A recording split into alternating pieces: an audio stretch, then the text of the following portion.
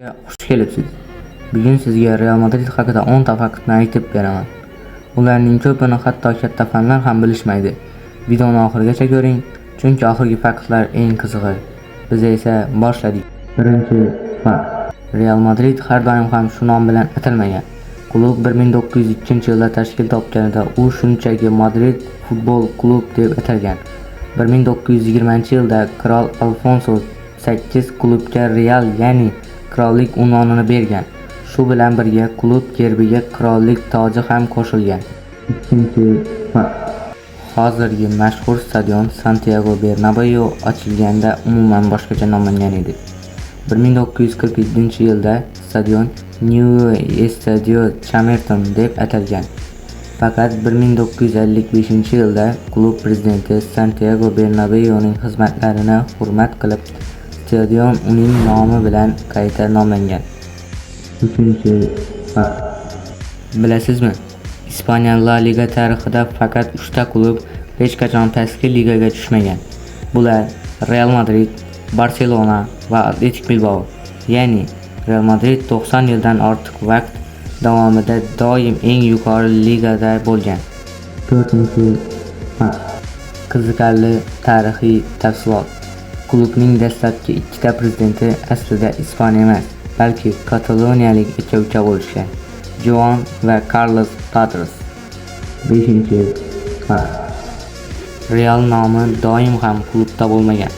1931-yilda Ispaniyada respublika hukumati o'rnatilganda klub qirollik bilan bog'liq unvonini vaqtincha yo'qotib, oddiy Madrid futbol klub nomiga qaytgan. 6-fakt. Futbol tarixidagi eng katta nima bo'lishi mumkin edi? Voqealaridan biri afsonaviy Alfredo Di Stefano deyarli Barselonaga o'tib ketishi mumkin edi.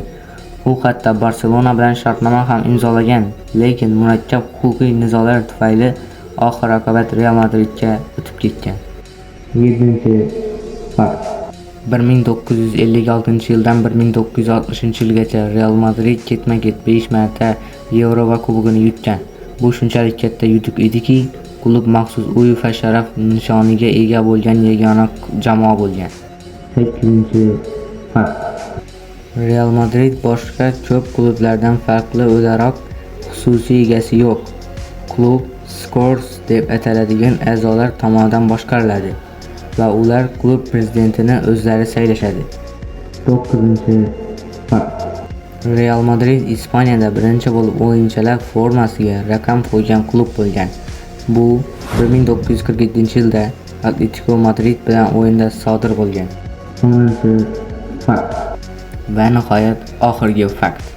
Statistika bo'yicha Raul Gonzales klub tarixida eng ko'p o'ynagan futbolchi, 550 ta o'yin. Cristiano Ronaldo esa eng ko'p gol urgan o'yinchi, 311 ta gol. Qaysi fakt sizni eng ko'p hayron qoldirdi? Kommentda albatta yozing. Agar video yoqqan bo'lsa, obuna bo'lishni unutmang. Biz 1000 obunachiga yetishimiz kerak. Ko'rishguncha xayr, sog' salomat bo'ling.